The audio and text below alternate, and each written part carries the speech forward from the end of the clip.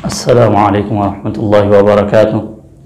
अल्हम्दुलिल्लाहि रब्बिल आलमीन वस्सलातु वस्सलामु अला सय्यिदिल अंबियाइ वल मुरसलीन व अला आलिहि व अस्हाबिहि अजमाइन, अम्मा बअद। फ़अऊज़ु बिल्लाहि मिनश शैतानिर रजीम, बिस्मिल्लाहिर रहमानिर रहीम। या अय्युहल्लज़ीना आमनू कुतिबा अलैकुमुस सियामु कमा कुतिबा अलल लज़ीना मिन क़ब्लिकुम लअल्लकुम तत्तक़ून। सदक़ल्लाहुल अज़ीम। अल्लाह तबारक व तआला का इरशाद है कि ऐ ईमान वालो, हमने तुम पर रोज़े फ़र्ज़ किए जैसा कि पिछली उम्मतों पर फ़र्ज़ किए थे, ताकि तुम मुत्तक़ी हो जाओ। एक तो इसमें यह बताया गया कि रोज़ों का हुक्म मोमिनों को मिला है, ईमान वालों को मिला है। दूसरी बात यह है कि पिछली उम्मत भी रोज़ा रहा करती थी। इस अंदाज़ से अल्लाह तबारक व तआला ने हमें तसल्ली दी कि कोई ऐसा काम नहीं है, बल्कि ये पुराना ही का तरीक़ा है। तीसरी चीज़, इसमें रोज़े का मकसद बयान किया गया कि हम रोज़े रहने से क्या होता है, लअल्लकुम तत्तक़ून, ताकि तुम मुत्तक़ी बन जाओ।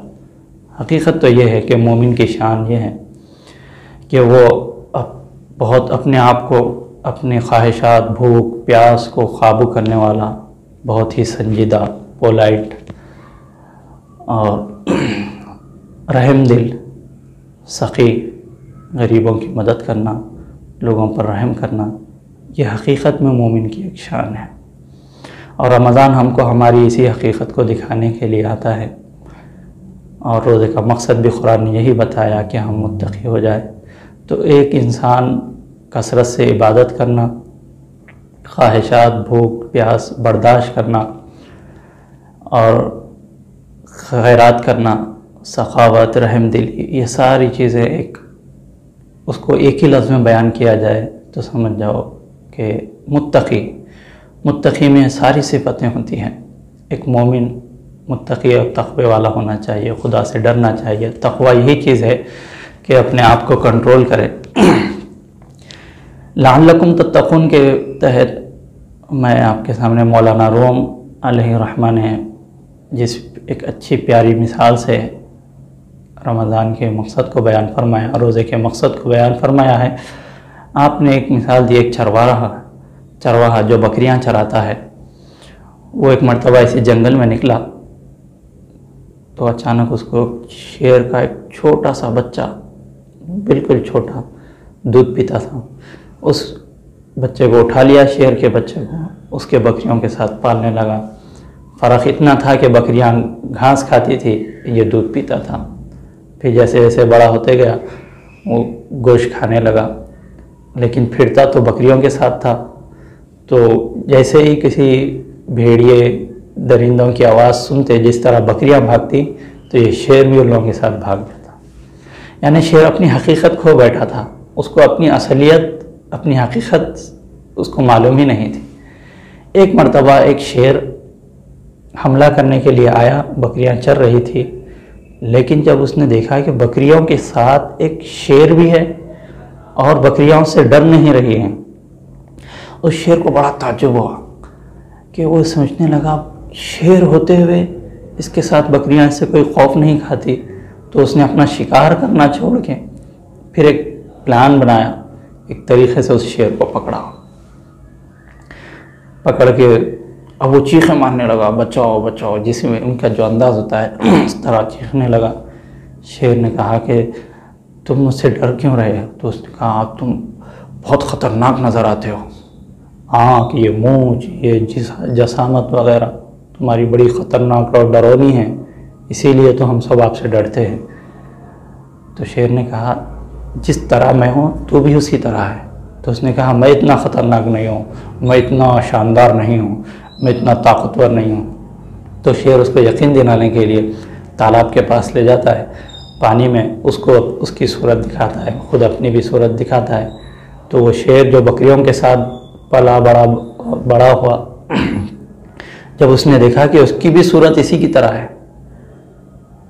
इसकी भी सारी चीज़ें इसी की तरह है, तो जब उसको एक हकीकत मालूम हुई, वो परेशान हो गया कि मैं किस तरह ज़िंदगी गुजारा था, किन लोगों में रहकर ज़िंदगी गुजार रहा था, मेरी इस तरह की ज़िंदगी नहीं है। फिर उसके बाद उस शेर के अंदर जो सिफ़ात शेरों की होनी चाहिए थी वो आ गई। तो इसी तरह हम मोमिन लोग भी माहौल की वजह से मुशरिकीन, कुफ़ार, जालिम लोग, एक दूसरे को लूटना, धोखेबाजी, झूठ, फरेब, ये सारी चीज़ें हमारे माहौल में इतनी बढ़ गई कि हम उस चीज़ों को देखते देखते देखते देखते हमारी जहनीत ये बन गई कि भाई उन्होंने झूठ बोलते ना तो मैं भी बोलता हूँ, उन्होंने धोखा नहीं दे रहे तो मैं भी देता हूँ, उन्होंने ये नहीं कर रहे तो मैं ये करता हूँ। हमने कुरान और हदीस को छोड़ दिया और ये देख रहे हैं कि हमसे बुरे कितने हैं, हम उससे थोड़ा सा कम बुराई कर रहे हैं, तो अब मैं कम बुराई कर रहा हूँ। तो इस तरह हम बुराई करते हुए भी हम अपने आप को नेक समझ रहे हैं, जिसकी वजह से हम अपनी बुराइयों पर हम कभी नादिम नहीं हो रहे हैं। ये हमारी हकीकत नहीं होती। जो ही रमज़ान आता है उस शेर की तरह आता है जो शिकार करने आया था, हम मोमिनों को देखता है कि ये कैसी हालत बना गए, ये कुरान और हदीस को छोड़कर माहौल को देख रहे हैं। यानी बकरियों के साथ एक शेर बकरियों की तरह ज़िंदगी गुजारता है तो दूसरे शेर को। तो रमज़ान आकर लअल्लकुम तत्तक़ून, खुदा कहता है हम तुम पर रोज़े इसलिए फ़र्ज़ किए कि तुम्हारे अंदर तक़वा पैदा हो जाए, ताकि तुम मुत्तक़ी बन जाए। तो रमज़ान हमको उस शेर की तरह दर्स देता है कि तुम मोमिन है, तुझे यहीं कि वो धोखा दे तो तू धोखा दे, नहीं ये तुझे ज़ेब नहीं देता। तुझे चाहिए तो अपने ख्वाहिशात पर, अपने भूख प्यास पर बर्दाश्त करे, लेकिन दूसरों की भूख प्यास बर्दाश्त ना करे। प्यासों को पिलाए, भूखों को खिलाए, ये तेरी शान है। तो अपने माल में से अपना चंद हिस्सा ये समझे कि ये मेरा माल नहीं, ये मेरे गरीब भाइयों का माल है। लाजिम समझे, ज़रूरी समझे। खुद भूखा रह के रोज़ेदार लोगों को इफ्तार का इंतज़ाम कराता है, दावतें कराता है, ये तेरी शान है। लोगों के पेट पर लात मारना ये तेरी शान के ख़िलाफ़ है, बल्कि लोगों की भूख को दूर करना, उनकी जुस्तजू रखना, ये तेरी शान है। इस तरह रमज़ान आके हम मोमिनों को हमारी हकीकत दिखाता है और हम उस पर चल बैठते हैं। लेकिन जैसा कि हदीस शरीफ में है कि रमज़ान से पहले, रमज़ान जो ही आता है शैतान जकड़ दिए जाते हैं, रमज़ान के बाद आज़ाद हो जाते हैं। तो बाज़ लोग कहते हैं कि भाई साहब रमज़ान तो आ जाता है लेकिन शैतान कैद होता है, लेकिन हम फिर वही हरकतें करते हैं। देखिए, जब एक तवा किसी आग पर रख दे, आग बुझा दे, तो जो ही आग बुझ जाती है तवा उसी वक्त ठंडा नहीं होता, बल्कि वक्त लेता है ठंडा होने के लिए। इसी तरह शैतान हमको भटका भटका कर हमारे नफ्स उस बुराइयों के आदी हो जाते हैं। शैतान तो चले जाता है लेकिन वो गर्मी बाकी रहती है। लेकिन रमज़ान के ख़त्म तक वो ठंडा होते रहता है, फिर वो आज़ाद होता है। तो देखिए, ईद के दिन से ही हमारी चाल बदल जाती है।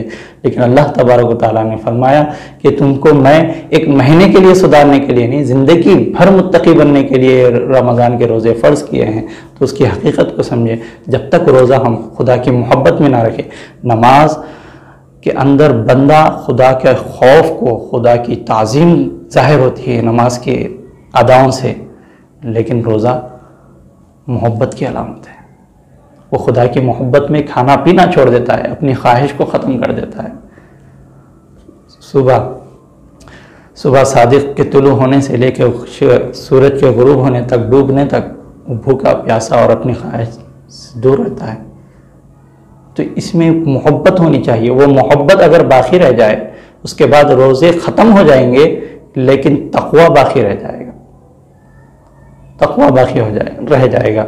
इसी तरह जैसे एक प्लेन उड़ता है, टायरों पे से चलता जाता है, तो जैसे ही वो हवा में उड़ता है उसके टायर तो बंद हो जाते हैं, वो हवा में निकल जाता है। तो रमज़ान के रोज़े भी हमको आते हैं, लेकिन जो ही चाँद दिखता है ईद का, रोज़े तो रोज़ों की फ़र्जियत ख़त्म हो जाती है, लेकिन इबादत करना बाकी रह जाता है, लोगों पर रहम करना बाकी हो जाता है, खिलाना बाकी रह जाता है। नफ्स, ख्वाहिशात और लोगों को जो रोज़े की हालत में गाली नहीं देते थे, ग़ीबत नहीं करते, वो भी बाकी रह जाता है।